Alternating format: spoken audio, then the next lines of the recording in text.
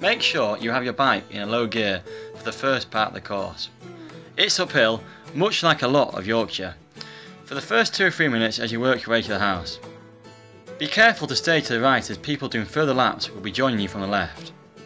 Once you're on the course, stay to the left so that people can overtake you on the right. Always check to see that nobody's there before pulling out to overtake. Once you get to Harewood House, on your right things start to level out as you're at the top of the hill. Time to get into your rhythm for the bike course. The climbing is over for a little while at this point, so put on the big smiles as the photographer will be there to capture you in action. Pick a gear that allows you to pedal without straining too much. Don't forget you've got a run to do afterwards. Then it's on to a long sweeping drive that will take you towards the edge of the grounds of the house. During the bike course there's a lot of categories, so just be careful out there. Take note where they are. They'll be covered up, but it's worth being ready for them, and if you're unsure, take it a little slower. The first is halfway along the drive, right there. And as you approach the end of the drive, you'll go through the gate, across another cattle grid, and take a left before the big arch. This keeps you inside the grounds and there won't be any other traffic. Once you hit the next gate, there's a little crossroads. Head straight over. The route then goes down to the left. The gate down here will be open all day, so no need to worry about it.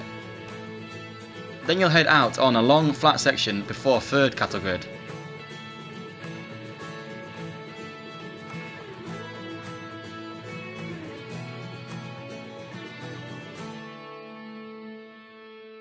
Once you get past that bench on the right hand side, an exciting descent begins where you could start to pick up some speed. Go at a pace you're happy with, but know that you're giving your legs a little bit of rest before some climbing towards the end of the lap. Once you get to the bottom, you'll see from your other competitors that the course heads around to the right. It's a sharp right hand turn, so make sure you're ready for it by braking early. It will be clearly marked, so don't worry, but you don't want to be carrying too much speed. There's plenty of opportunity to make up for any lost time in other parts of the course. This is a corner to take carefully. Stay out wide, then hit the apex like an F1 car before going wide again. Make the corner as gentle as possible. Once you've gone round the corner, a small winding road takes you towards the edge of the estate, across a final cattle grid and left onto the main road. The road will be closed for traffic, so there won't be anything to worry about, but it's just you and your pursuit of speed. It's nice and flat down here, which is a rare treat for Yorkshire. After a short flat section, you'll come to a left-hand corner which will be signed and marshalled. You're still out on the estate, but you're making your way back towards the house. It gradually starts working back uphill from here. I'm sorry, it's another hill. From here, you'll take another left, which puts you back into the Harewood estate. The roads are perfectly smooth and take you on a beautiful tree-lined route back towards the house.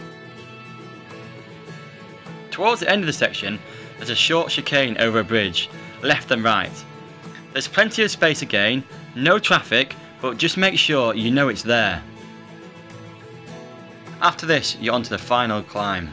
A really gradual incline takes you up through the estate buildings. Keep going straight on, following the signs. Once you get to the white gate, the main climb of the route begins. It's not long, but you'll know it's happening. If it's warm, you'll be in the shade. Keep turning the legs over, and once you get to the kids' play area, it starts to level out. Once at the top of the hill, you'll stay to the left to continue on to further laps, or turn right to head back in transition and onto the run. If you're going on to further laps, remember people will join the course from the right hand side, so please stay to the left.